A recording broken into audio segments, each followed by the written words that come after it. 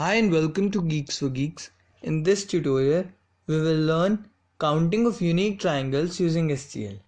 We are given n triangles along with the length of their sides as A, B and C. Now we need to count the number of unique triangles out of these n given triangles. Two triangles are different from one another if they have at least one of the sides different. Since we are asked to find unique triangles, we can either use set or unordered set. We will be using the pair container to store the three sides of triangle like I am doing here.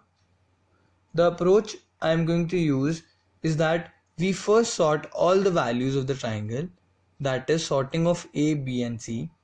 Then we insert all of them in a set so that all the duplicates get removed. At last we return the size of the set.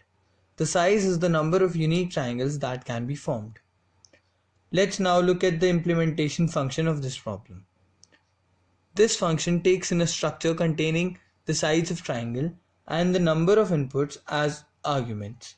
First, we create a set to store the sides of triangle.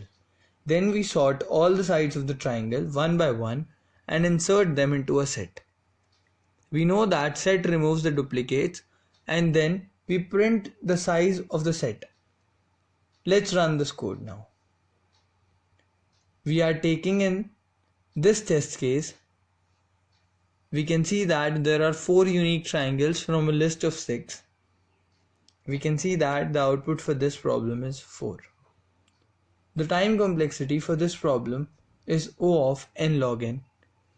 We can improve the time complexity to O of n by using unordered set.